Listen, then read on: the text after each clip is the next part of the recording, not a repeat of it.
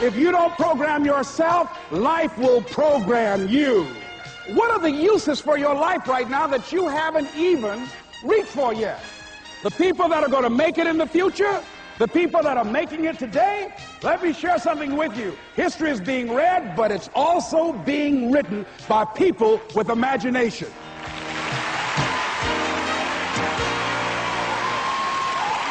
Thank you. Thank you very much.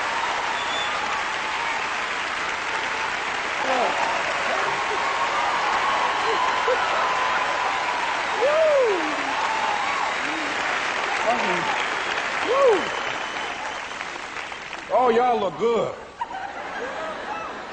I want you to look at something right now. Think of some major goal you want, or maybe it's one you're already working on, and you have experienced a lot of setbacks, a lot of defeats. You've experienced a lot of disappointment.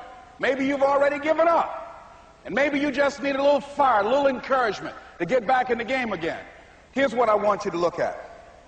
There are winners, there are losers, and there are people who have not discovered how to win. And all they need is some coaching. All they need is some help and assistance, just a little support. All they need is some insight or a different strategy, a plan of action to make some adjustments that will open up the key to a whole new future for them, that will give them access to the unlimited power that they have within themselves. That's all that they need. So what I want you to do is think about something you want for you, that's real for you, that's important for you, that will give your life some special meaning and power. And I don't even want you to say, I can do that. I don't want you to assume that. See, 5 years ago when I started out in this area, I would not have been able to make the mental leap that I would be up to where I am right now. I don't want you to begin to just psych yourself out. No. I want you to be able to say something to yourself that will enable you to maintain a level of integrity with yourself. That when you say this, even when you face tremendous setbacks, it will be a benchmark to keep you in the game, to keep you moving forward and experimenting and readjusting your strategy and your plan of action, continuously looking for ways to win. So what is that something?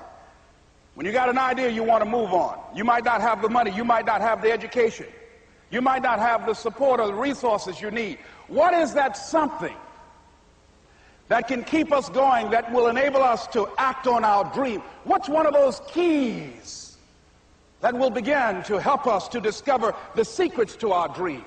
Here's what I want you to repeat after me, please, with power and conviction. Say, it's possible. It's possible. That's all I want you to do when you look at your dream. Just say to yourself every day, it's possible.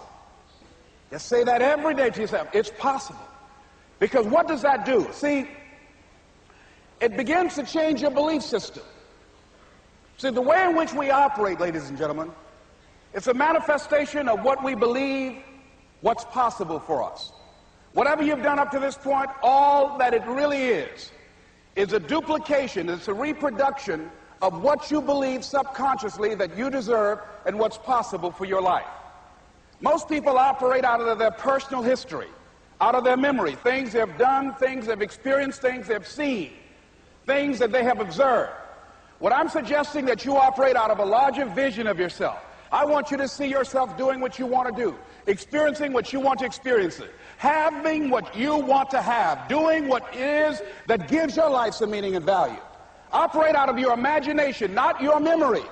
Because whenever you look at where you want to go, I'm wanting to warn you, you will have some conversation back here after you go through the data that you've experienced in life saying you can't do it. And so what you want to begin to do is ignore that inner conversation. Well, most people, ladies and gentlemen, when something happens to them, what they do is they begin to believe that that's the way it is. That's the way it's always been. And they can't see the possibility of it being any different. Example, before April 1954, the common belief, the universal belief, because it had been tried again and again and again and people had failed, the belief was that man was not physically capable of breaking the 4-minute barrier, that he could not run a mile in less than 4 minutes. That was the belief on the planet. It had never been done. But here's what happened, ladies and gentlemen. Roger Bannister came along, and he broke the 4-minute barrier. Now, here's what's significant about that.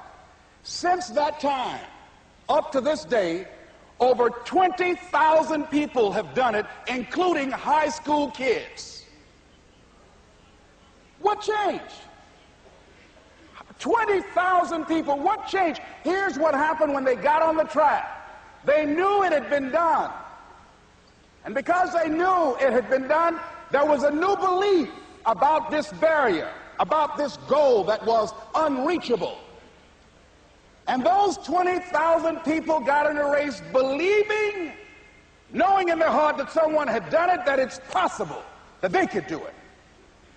And I'm saying that if you know anybody that had some goal, some dream, something they wanted to do, and they did it, then I'm saying that you know in your heart that if someone has done it, then you can do it. It's possible. And that if someone can make their dream become a reality, that it's possible that you can make your dream become reality.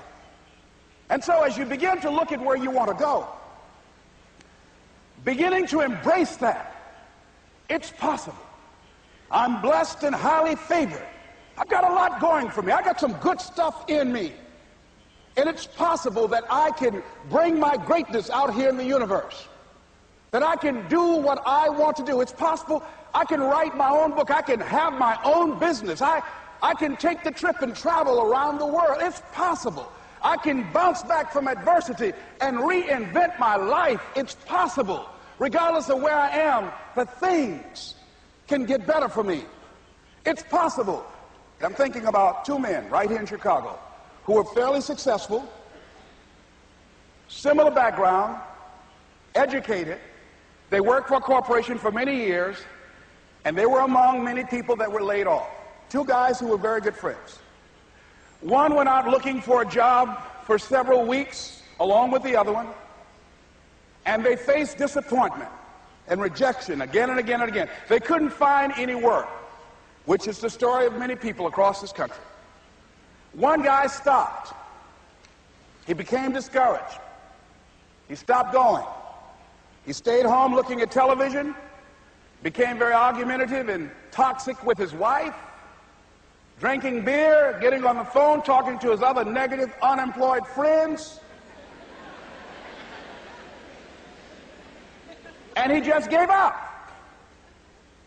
The other guy kept looking for a job everywhere he could go. Every time he could get an opportunity, kept asking people, networking, checking the newspapers every day.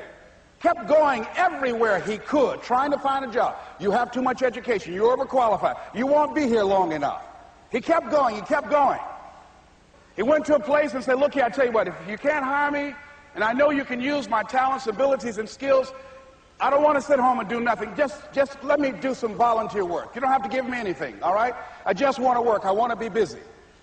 Guy said, okay, it's on you now, but don't expect me to give you anything. It's okay. This guy came in and worked. He was the first one there. The last one to leave was the best employee there. About 4 weeks later, one of the top managers quit. They were looking for a replacement. Guess who they selected? This other guy. This guy who was volunteering his time. He got the job. What was the difference between the two men? Eyesight and mindsight. Eyesight is judging on what you see, judging according to appearances. But mindsight is how you interpret what you see. One guy said, it's not possible, it's over, I'm finished. I can't do it. I can't make it. He surrendered. I've faced rejection again and again. I'm not going anymore. There are no jobs out there.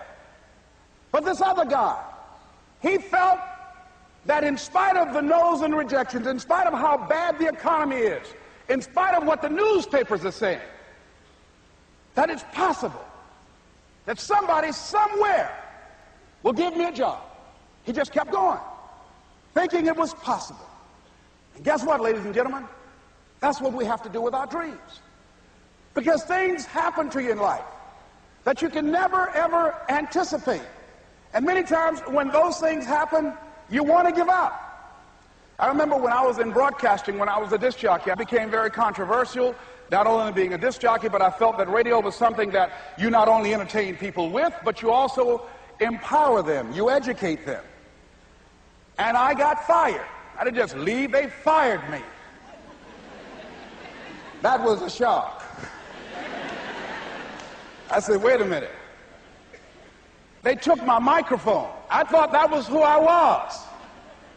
No, ladies and gentlemen, it wasn't. I had to do something else. And I didn't know what else I could do. See, here's what I'm looking at. What are the uses for your life right now that you haven't even reached for yet? See, I believe that when you don't have enough encouragement to act on your dreams or ideas, or you're not enlightened enough, that life will act on you. See, life, it moved on me and said, Les Brown, you have outgrown this. It's time for you to do something else. Well, I wasn't enlightened enough. I organized some disc jockeys and got my job back. So they had to fire me again.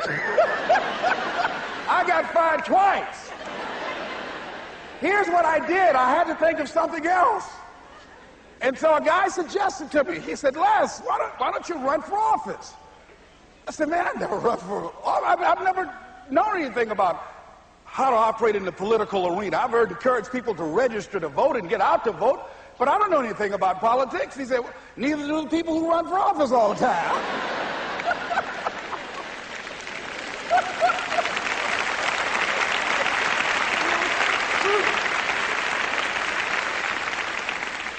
So I ran. Now here's what I'm suggesting. I ran.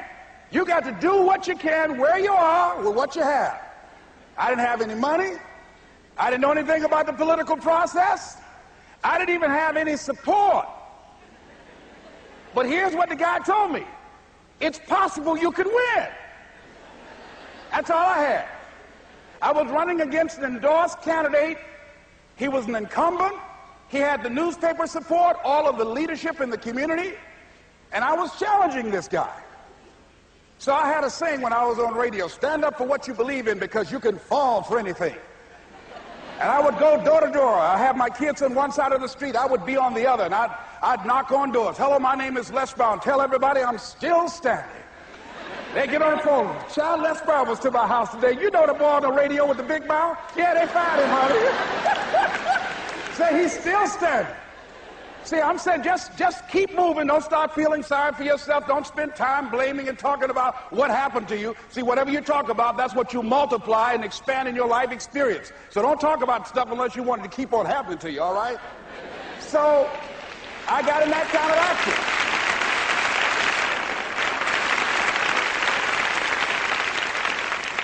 As I continue to do that, had my children with me, we're going door to door, didn't have enough money. Eventually, we got close to the election and something happened that really surprised me. Guys who I thought were going to either support me or stay out of it, various powerful community leaders, they became involved in it and they endorsed my opponent. I felt devastated. Now, that's going to happen to you when you're working on your dream. Things are going to happen that's going to catch you on the blind side. That was shocking to me. They didn't have to do that. All they had to do was just stay out of it. But here they go, come up in there messing with me. Now that's going to happen. There's some people who believe it's their personal business to stop you from living your dream, all right?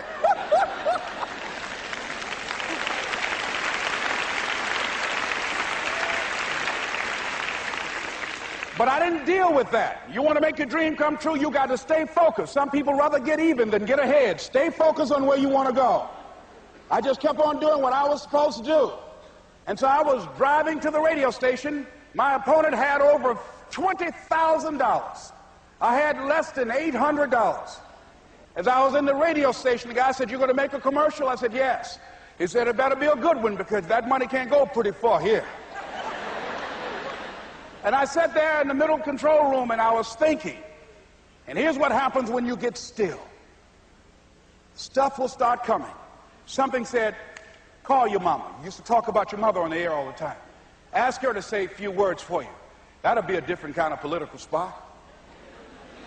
So I called my mama. And I had a gospel record playing in the background.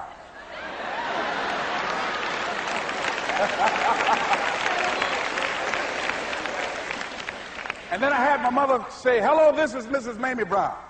When I raised my sons, I raised them to be good children. When they got out of hand, I beat them behind and made them go right. Please vote for my son. He's a good boy.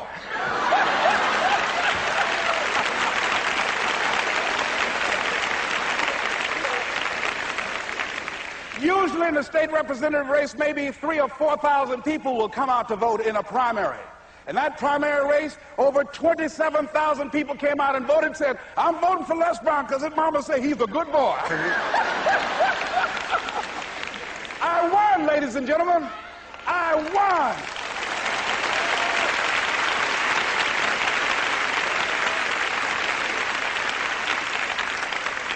So you've got to be willing to stay focused, to be creative, to be relentless, because things are going to happen to you when you're working on your dream.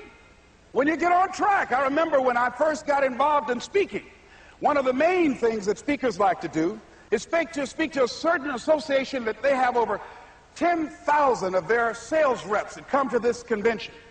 And I was relentless. I kept saying, it's possible. It's possible. See, what I wanted to let you know and set you up for, because you said it's possible, don't mean that you're not going to have any problems. That Murphy's Law ain't going to come and slap you side the head. Old Murphy gonna come visit you. He's waiting for some of y'all out in the parking lot. Oh, you say it's possible. Okay, it's possible. You better get up. Well, I was working. I kept saying it's possible. They got other speakers on this program. I can be on that program too. I kept selling myself. I got all fired up. And I was calling them every day, every day. And the lady finally said, Mr. Brown, I tell you what. We want you to come in and talk to our sales executives. You got the kind of fire and guts that they want, that will motivate them. And let me tell you something else. We want you to bring your motivational tapes. You're going to need at least $50,000 worth of tapes. I said, is that right? Yes, because they want to keep that drive alive. I said, all right. I called the guy to duplicate my tapes. I said, Don, how you doing? This is Les.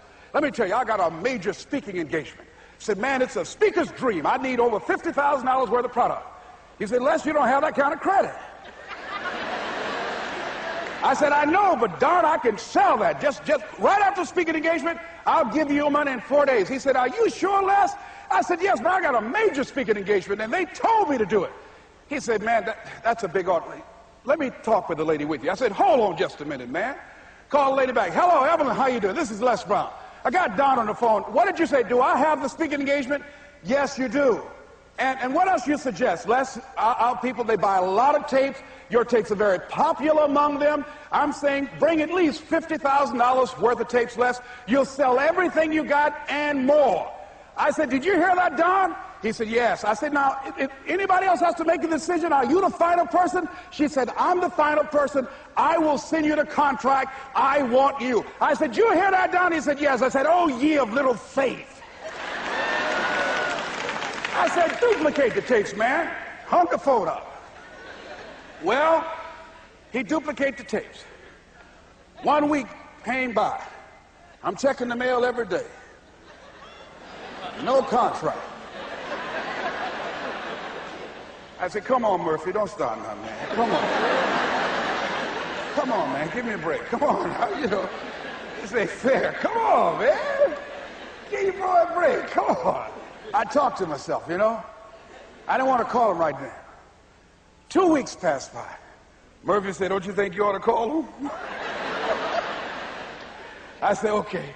I called. I said, hello, this is Les Brown calling. How you doing, Les? I said, fine. I said, Evelyn hasn't sent my contract out yet. Any additional information you need?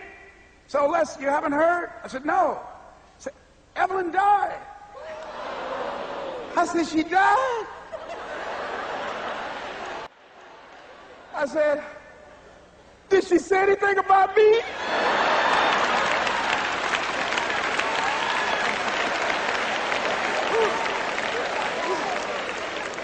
When I got home, I was so wiped out. And Murphy was in the house waiting on me. Murphy said, is it possible you want to listen to some of your tapes?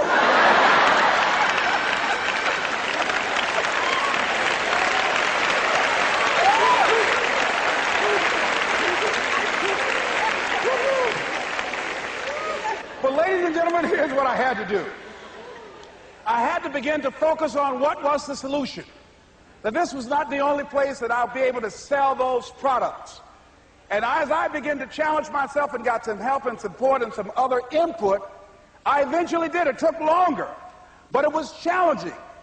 But I did it. Repeat after me, please. No matter how bad it is, or how bad it gets, I'm going to make it. I'm going to make it.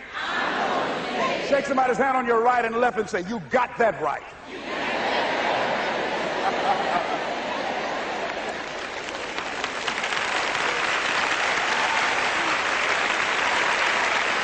Repeat after me, please. It's possible. It's possible. I can have my dream. I can get what I want. I must be creative. And never give up. Now, let me share something else with you, ladies and gentlemen. When you know within yourself that there's something you want to do, and I believe that all of us were born with a purpose, that all of us have something that we are supposed to do, that all of us have some goodness within us, and that goodness gives us a responsibility to manifest our greatness. And when you know that, you can feel it in your guts, and you know that you're deliberately operating below your potential, you've gotten comfortable, you stop expanding, you stop stretching, you stop challenging yourself. Let me share something else with you. Not only is it possible for you to have your dream, but it's necessary. It's necessary that you have it, that you work on it, that you develop yourself, that you go for what is yours in the universe. I have a friend that at the beginning of the year I was in Los Angeles giving a speech, and I do a seminar teaching people how to become involved in the speaking business, and also one called Speaking with Power, teaching people how to begin to develop their communication skills. And this friend, I said, I want you to work with me. I called her up. She said, Les, are you sure I can do it? Sure you can. You have a PhD in communications. I don't have that. If I can do it, sure you can do it. In fact, I'm going to give you the support that you need. Here's what I realized, ladies and gentlemen. We only have enough energy to take us to a certain level, but it's necessary that we assemble ourselves with other people who share our vision, other people that can see it for us, to give ourselves a home court advantage.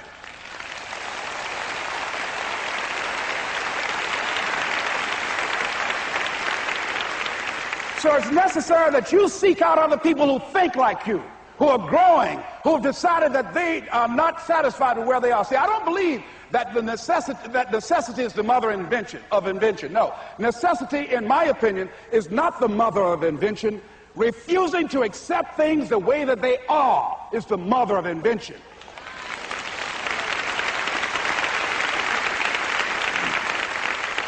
When you decide, I'm not going to settle for this, this is not going to be it for my life, I deserve more than this.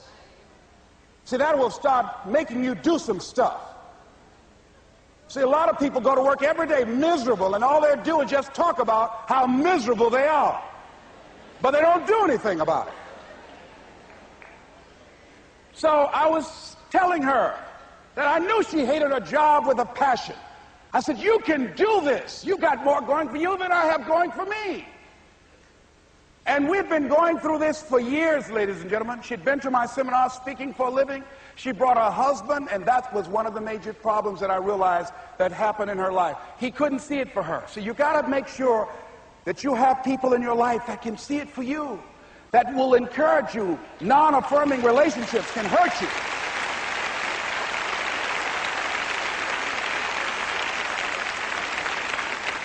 And I talked to him. I said, you know, I don't have anything to do with your marriage. I said, you and I are good friends, and she and I are good friends. And I'm not taking sides. I said, but if you can't see it for her, don't tell her that. Just give her some support. What if you're wrong? It's possible, man, that if I'm doing it, she can do it. Well, you're different. How are you going to tell me that? You've seen her speak. She's got great speaking skills. Don't underestimate her. You don't know. You got a great woman here.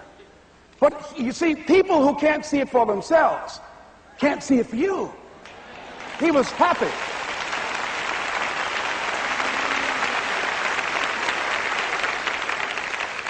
So I said, will you do it with me? I said, I'm going to give you the support you need. You can't do it by yourself. I will stand with you. She said, you will? I said, yes. I'm going to make you a part of my seminar. You'll do a part of it and I'll do a part of it. Speaking with power. She said, okay. 3 days later, ladies and gentlemen, I got an emergency call at my office. It was from her husband. He called and said, tell Les Brown that Marion is dead. I said, oh no.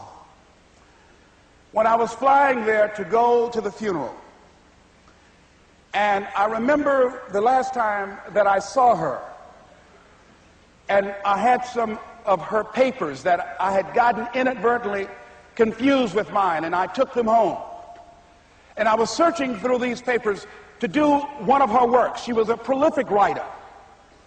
And what got me, what was so sad that made me begin to cry, was that there were poems that she had started that were profound poems, great thoughts, that she didn't complete. Plays that she had started that she didn't complete. See, that poem was given to her. I can't finish that for her, nor can you. That play, whatever the outcome that she had envisioned, that she had imagined, was given to her. Only her. And she's the channel that was going to come through. You are here, and you are the vessel, you are the outlet for the universe. That you've been selected. There's something for you to do. I believe all of us have some purpose for being here. And as I was going to the funeral, and I was reading a newspaper that said that millions of people are dying because of what they're eating, talking about their diet. And I'm sure that it was Marion talking to me, whispering, saying, Les, the next time you speak, say that even more are dying because of what's eating them.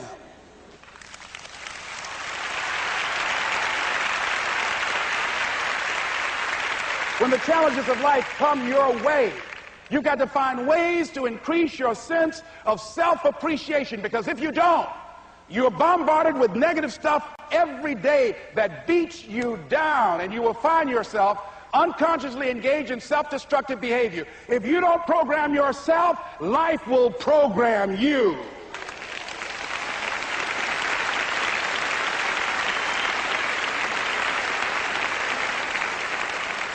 So you want to have an agenda for your life. It's necessary that you have some direction for your life. A friend at the National Speakers Convention gave us a presentation, and it really struck me. He was talking about when he was traveling across Europe, Warren Gresham, and he said at different points, soldiers would wake them up on their journey and ask him the question. And I posed this to you. The question was, where have you been? Why are you here? And where are you going? And that's what I ask you. Where have you been? Where have you been up to this point? You look at your life. You look at what you produce. Is it giving you what you want? Are you living on purpose? Are you living your dream? Are you acting on your ideas? Are you doing all you can do? Have you gotten comfortable? Are you procrastinating? Are you evading your own greatness? Are you surrounding yourself with people that can nourish you? Are you challenging yourself? Are you experimenting? Are you learning something different? Is your life an adventure, or is it boring? Where have you been? Why are you here? What brought you here? Investing the time, the money. What brought you here? And where are you going? What is it that you can get out of this session, out of this lecture? That when you leave here, rather than this just being a spectator event, that you got some idea, some dream, that you might have to go back and brush it off and look at it again and say, I've got to do this. This is my stuff. This is what I'm supposed to do. This is why I showed up. Where are you going with your life? What decisions are you making right now as you look into the future? Are you experimenting to find out what other talents and abilities that you have? See, we're in a time right now. The day is gone where you could just go to college and get out and get a job and work 30 or 40 years with job security and retire with a gold watch. The gold watch days are gone. Brand new day. Party's over. So now you have got to be multi-talented and multi-skilled. You've got to use all your stuff. You don't know what else you can do. I didn't know I can do what I'm doing right now. It's necessary that you stretch and challenge yourself and say, let me see. I start out as a trainer. I'm a trainer. That's what I am.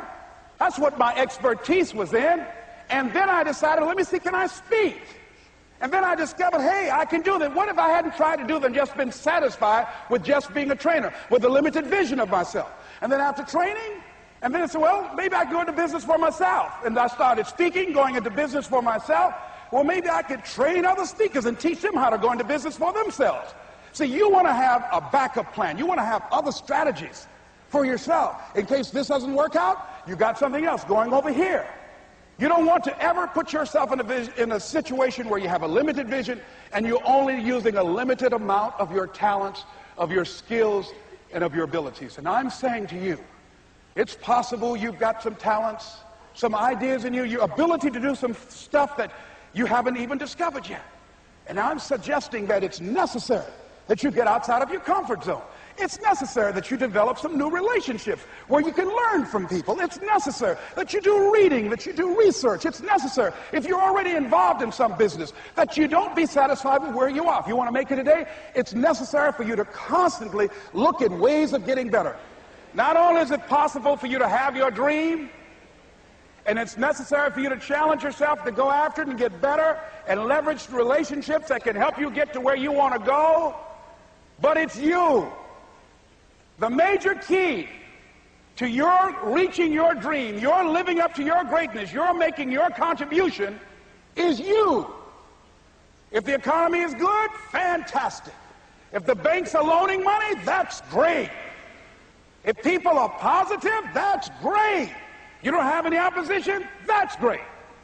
But the major key to your making things happen in your life is you. When I wanted to get on public television, you know, they told me, you can't do that. So wait a minute, I've seen these other people on. It's possible I can get on. Leo Biscaya, John Bradshaw. It's possible. Wait a minute, excuse me, hold on, time out. Let's be realistic. Come on, be logical. I said, well, wait a minute, why can't I do it? Well, let's look here.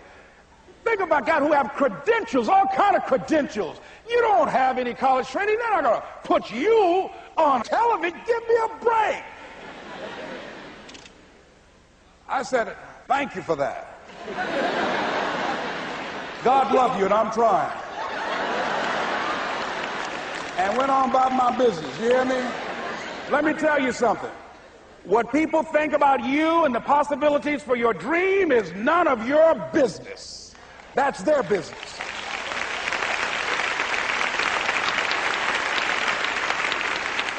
They have no imagination, ladies and gentlemen. They're living out of the past, out of their memory. Their attitude is it can't be done because they haven't seen it. They're judging according to appearances. The people that are going to make it in the future, the people that are making it today, let me share something with you. History is being read, but it's also being written by people with imagination.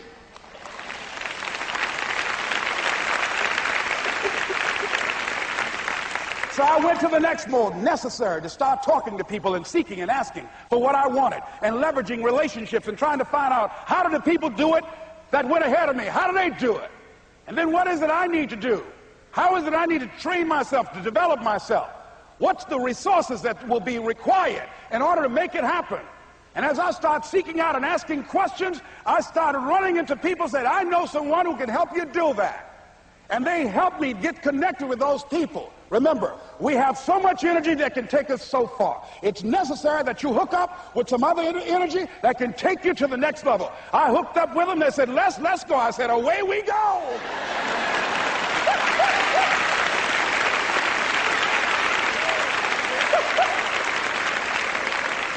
And guess what? Here we are. I love it. You want your stuff?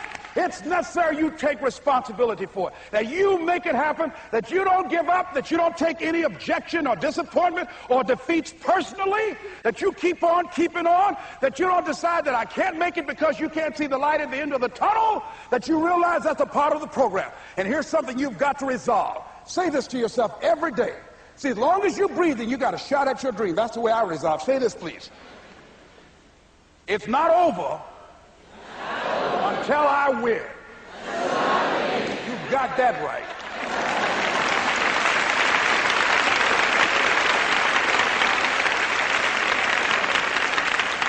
It's not over till I win. Not over till I get through. It's not over till I get over. Not over till I get what I want. Door can't open today, look out. I'm going to come back and take the hinges off. That's how you got to do that. You've got to have that kind of courage, that type of determination. If you want to make it happen, it's you. That you've got to take personal responsibility to make it happen.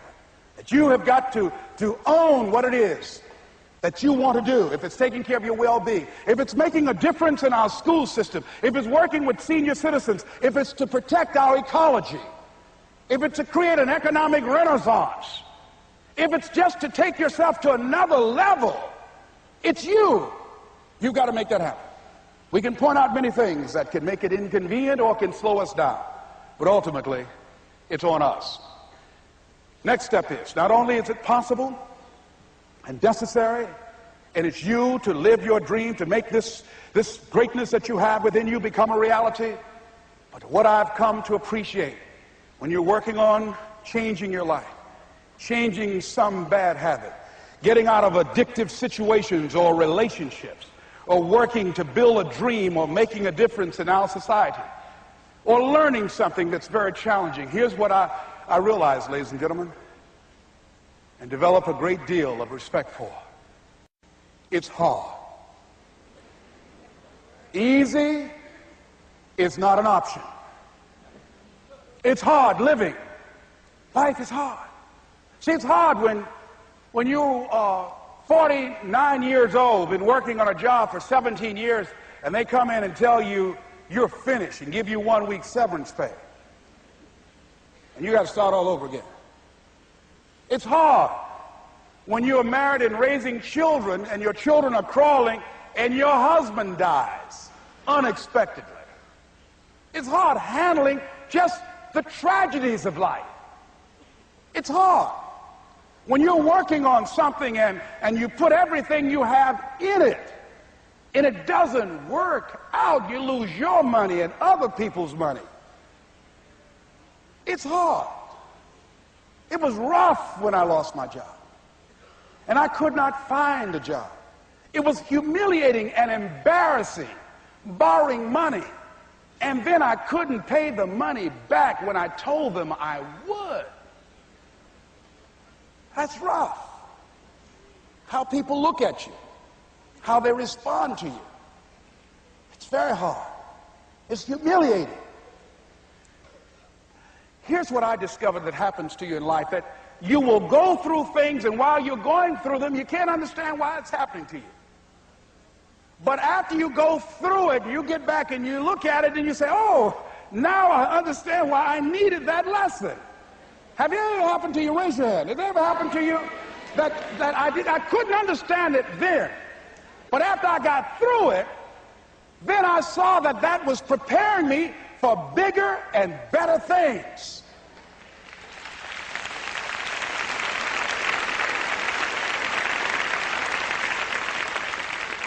That as you go through the challenges of life and you look at it and embrace whatever comes to you, don't run from it. Step toward it. Don't try and duck it like most people do. See, most people want it easy. See, easy come, easy what?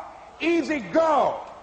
See, but when you go at what you're going to deal with and you deal with the difficulties of it, when you handle those hard things close at hand, making those hard decisions right now that you don't want to make, learning those things that you don't like to do, but you know that in order for you to get where you want to go, this is one of the hoops that you have to flip through. And I'm saying to you, whatever you got to do, do it, because if you don't, life is going to whoop you until you surrender and say, okay, all right, I cooperate, okay, I learned, okay. It had to wear me out a long time. So if it's hard, then do it hard. Now, how do you hang in there during the hard, difficult times, Les? You must have faith. You've got to believe in yourself. You've got to believe in your abilities. You've got to believe in your service, your company, your ideas, unquestionably. You've got to have faith, and that faith gives you patience. That is not going to happen as quickly as you want it to happen. A lot of things are going to happen that will catch you off guard. And so therefore you've got to deal with and handle it as it comes. And not only that, but that faith and patience drives you into action. You got to keep moving and keep plugging away. In the Far East, they have something that's called the Chinese bamboo tree. The Chinese bamboo tree takes 5 years to grow. And when they go through a process of growing it, they have to water and fertilize the ground where it is every day. And it doesn't break through the ground until the 5th year. Okay? But once it breaks through the ground, within 5 weeks, it grows 90 feet tall. Now the question is, does it grow 90 feet tall in 5 weeks or 5 years? The answer is obvious. It grows 90 feet tall in 5 years. Because at any time, had that person stopped watering and nurturing and fertilizing that dream, that bamboo tree would have died in the ground.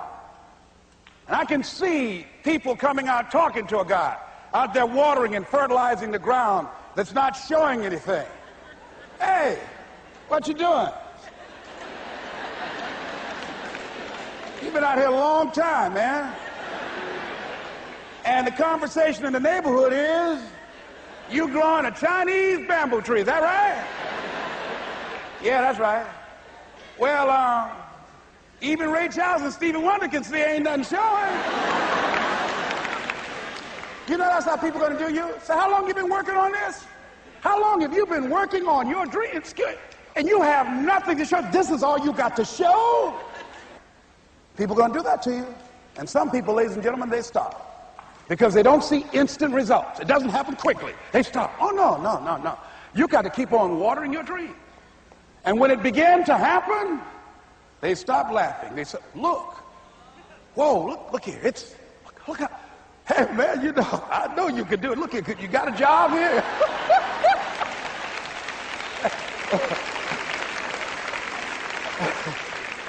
See, during those hard times, we didn't know how you're going to make payroll. During those times when you failed and things didn't work out, they were nowhere to be found. But you know what I discovered? When you're working at your dream, somebody said the harder the battle, the sweeter the victory. Oh, it's sweet to you. It's good to you. Why? See, when it's hard and there's a struggle, see, what you become in the process is more important than the dream.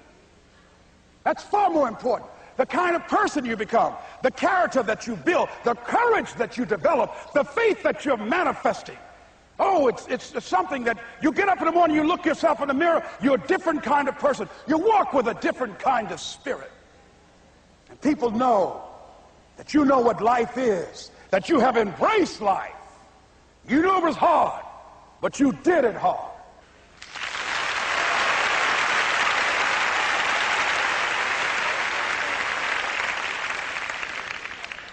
Now that takes us to the next level. If it's hard, why do people do it? You ask people who do things. Why do they do it? People who climb mountains just for the sake of it. Nobody paying them to do it, just do it. Somebody said, I'm going to run around the world. He said, well, why would somebody want to do that? I'm going to swim the Atlantic Channel. Why? Why do people do that? I wondered, why would a Nelson Mandela give up 26 years of his life? Why do people do that? Here's what I discovered in high school. High school, I decided I wanted to go out for football. Never forget this. And I discovered why people do things. You know why, ladies and gentlemen? Even though it's hard, it's worth it. It's worth it. See, one day we had Coach Alkin Hepburn had this plaque down there and this wood on the floor, on the ground. He said, Brown, come over here. Had my suit on. I said, yes, sir. He said, I'm going to have old Larry Littles down there. Old big Larry. Yes, sir. Big, fat, sorry Larry. Yes, sir. Brown, I want you to get down bull neck. Yes, sir. He said, I want you to run at Larry. I want you to put your helmet right in his pit, right up and hit his chest, and knock him off that board. You hear me, Brown? You can do that. Yes, sir. Can you do that? Yes, sir. I said, hubba, hubba. I said, hubba, hubba. He said, Brown, I want you to knock him off. You're going to make the team. I know you can get him, all right? Look at him. How sorry he is. Knees knocking and everything. I said, yes, sir. Then he went down to Larry. Larry Littles, who played 12 years for the Miami Dolphins, all pro for 12 years. This is a bad, big dude. 250 pounds, strength, agile, and all muscle. He said, Larry, he said, man, you know Brown down there. He's down there talking about your mama and everything. He talked about how fat and sorry you are and how he's going to knock you off this board. Larry now spitting fire and growling and foaming at the mouth. And I'm looking at Larry saying, oh, hubba, hubba. He said, look at that fool down there growling. He told me he's going to scare you, that you're going to leave. Are you going to leave? No, coach, I ain't going to leave. Go down there and knock him out the park. Boy, coach got back. He winked at me. Go get him, Brown. I went hard. I ran into Larry with my helmet. Larry said, boom. I don't know where I landed. When they woke me up, I said, can y'all take this helmet off me for a minute? I said, y'all got any more positions out here? They said, like where? I said, don't y'all need an announcer? They said, Brown, where you going? I was crying. They said, man, some girls over there. I said, I don't care, man, I'm hurt. Said, that fool almost killed me, man. He said, Brown, you quit, man? I said, yeah. I said, what? I said, it ain't worth it, man. No, it ain't worth it. Y'all go ahead. Y'all crazy. I'll be your announcer, man. I was calling the game. I was up there in the booth. Call good games, too, because the pain wasn't worth it to me. And I'm saying to you, you know why people do what they do? The people who go after their stuff, what makes it worth it? It's got to be your passion. You got to love it, ladies and gentlemen. You got to love it. It's got to be what you are supposed to do. You want to sing, and even though they want to invite you to Carnegie Hall, you're going to sing to anybody that listen to you, including singing to yourself. I used to talk to my plants when nobody else would listen to me. You got to write, even if no one published your book, write, because that was given to you to do. You do what it is you're supposed to. You're supposed to build something. You're supposed to create something. I don't know how to do it. Learn. Do whatever is required. Just go out there. It's possible you can get what you want. It's necessary. If you want it, you got to go into action. You got to be willing to experiment. You got to be willing to fail and to succeed. You got to be willing to form and to develop new relationships. It's you. It's on you. You got to make that happen. Nobody's going to bring it to you on a silver platter and say, here's your dream manifested. No, it's hard. Yes, it's hard. It's difficult. Yes, right. And it's worth it.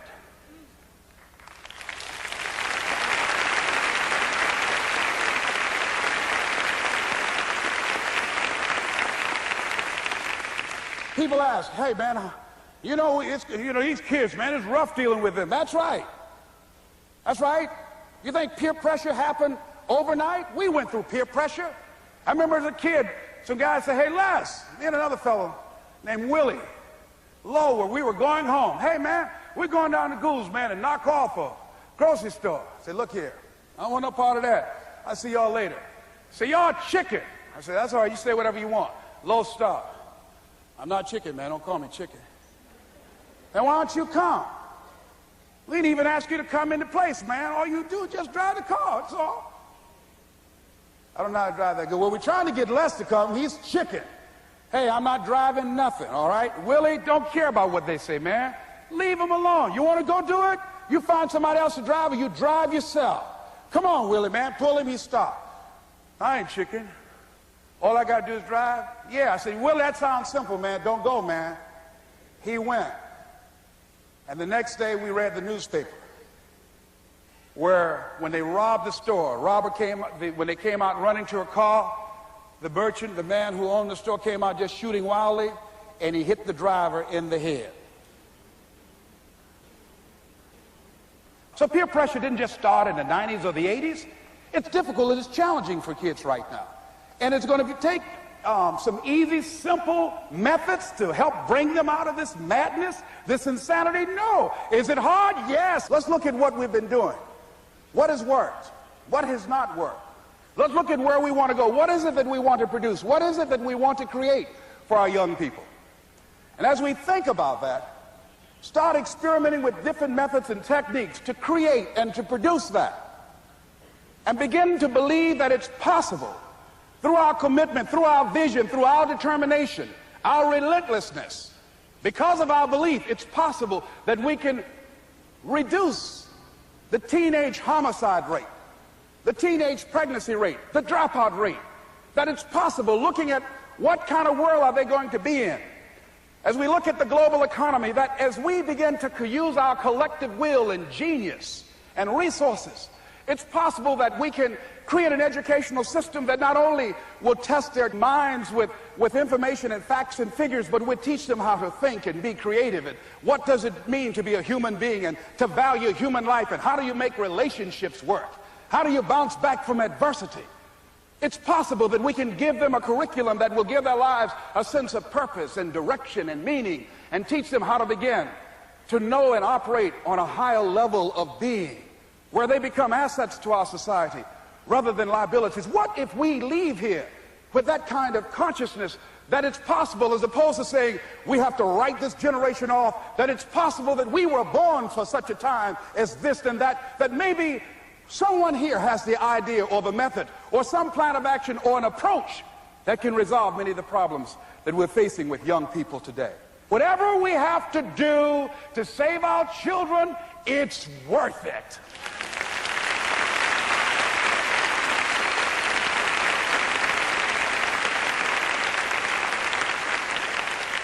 And so that brings me to the final step, that it's necessary for us to begin to look at the future and know that it's possible that we can have our dream. Yes, it is.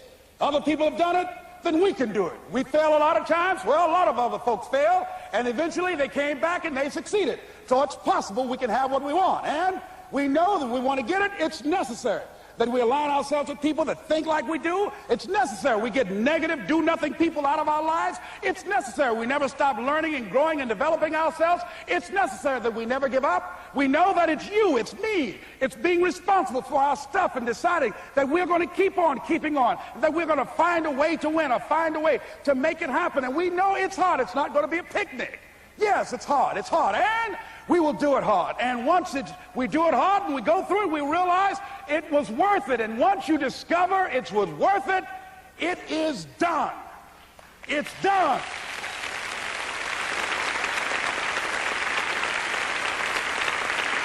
It's done, ladies and gentlemen, before it happens. Well, here's what I'm suggesting to you. That when you're working, you have a wall to break through. Let's say a friend of mine who runs a marathon, and he says, when he's running the 26-mile marathon, he said, let's say that hypothetically, that 18th mile is the wall. He said, Les, when you get there and you're running, he says, everything in you is telling you to stop, to give up. Every muscle is aching. And you're saying to yourself, I can't do it. I can't do it. And you just keep on and you keep on and you keep on. It seems like you're moving at slow motion. And then eventually when you break through that 18-mile wall, then you know it's like done and you're on automatic and you glide on in. And you know it's there. You know you're going to get to the finish line. And we've all had experiences where we were working on something and we knew it was possible. And we did those things that were necessary to bring it into reality.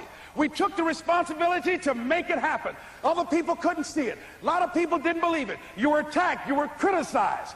People were opposing you, but you kept on doing it. It was hard. It was rough. It was difficult. But to you, it was worth it. And eventually you got to a level you know, can nothing stop me now. I'm on the move. I'm on the move.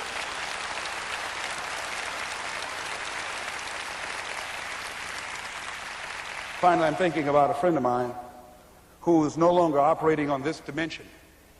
His name is Jack Boland.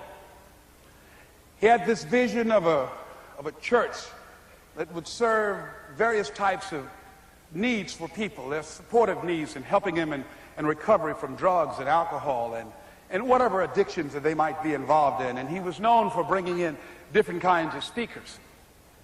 And over a year ago, he was diagnosed as having cancer, and he announced to his congregation that he's going to be taking chemotherapy, and that it was a possibility that the cancer would go in remission, and he was optimistic about that.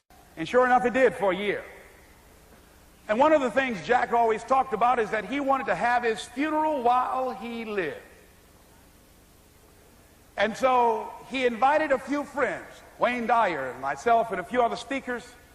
He didn't tell us why we were there, but once we gathered there, the church, they told us in the room that Jack is going to announce to the congregation, he's bringing his doctor up. The doctor is going to say that we felt we could keep it in remission. It's out of remission, and he doesn't have much time left. And whatever words you want to say to Jack that you would say if he had made his transition, speak those words now. Well, we were shocked and we were somewhat stunned until Jack got there. They brought him in a wheelchair, and boy, was he courageous, and he had a strong smile, and they helped him up the steps, and he sat behind the podium. And each of us got up and we said a few things about Jack and the impact that he made on our lives. And he said, the doctor, after announcing that Jack didn't have long, he says, "Doctor," he said, "I accept what you say, but it's possible that does not have to be the case. But if it is, I will enjoy life to the very last breath I take, even the chemotherapy. I will enjoy that." And Jack did, ladies and gentlemen. And when they said that all of his vital organs were failing, they called his family and his close church staff to the hospital and said, "He's dying." And so they came and they all gathered in the room. And Jack at that time was unconscious. And he gained consciousness, and he looked at them and he said, with what strength he had, he said, "I want to thank you all for being here. You've been a great staff to me." He looked at his sons, his daughter. He said, "You've been a great family." He said, "Don't feel sorry for me." He said, I'm ready to go. I'm looking forward to the next adventure." And he sat there for a little while, laid there, and he closed his eyes, and he lost consciousness. About an hour and a half later, he opened his eyes, and he looked at them. He said, "This is embarrassing. I'm not dead yet." They were laughing through their tears. They said, "Jack, you are a character." He said, "Hey, I hate giving up this kind of control."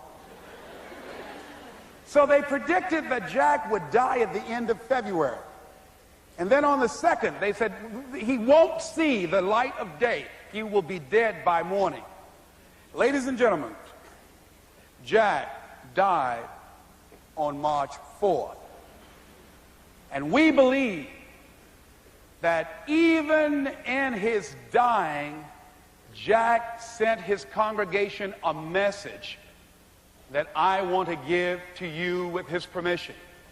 March 4th is the day he died, and we believe Jack was saying, "March 4th."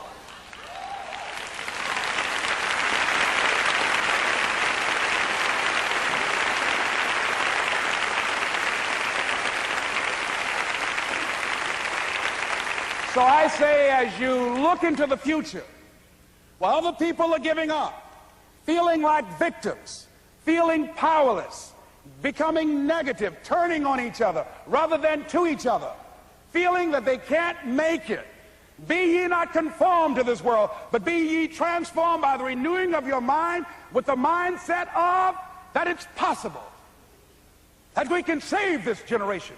It's possible that we can create new industries, a new economy. It's possible that I can find a new profession, a new job. It's possible I can create a new life. And it's necessary that I become actively involved in becoming a positive force in my life and on the planet. And it's me, yes, it's you, it's all of us, pulling together, working together to create this brand new future. And it's going to be hard. Easy is not an option. But if it's hard, we will do it hard. Whatever is required to snatch victory from the jaws of defeat. And it's worth it, yes. It's worth whatever we have to do. And once we know that, it is done. It is done. It is done. It is done.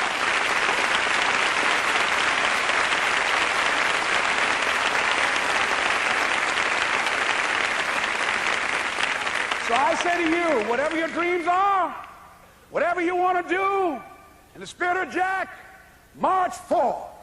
This is Mrs. Mamie Brown's baby boy, Leslie Calvin Brown, saying, it's been a plum-pleasing pleasure as well as a privilege.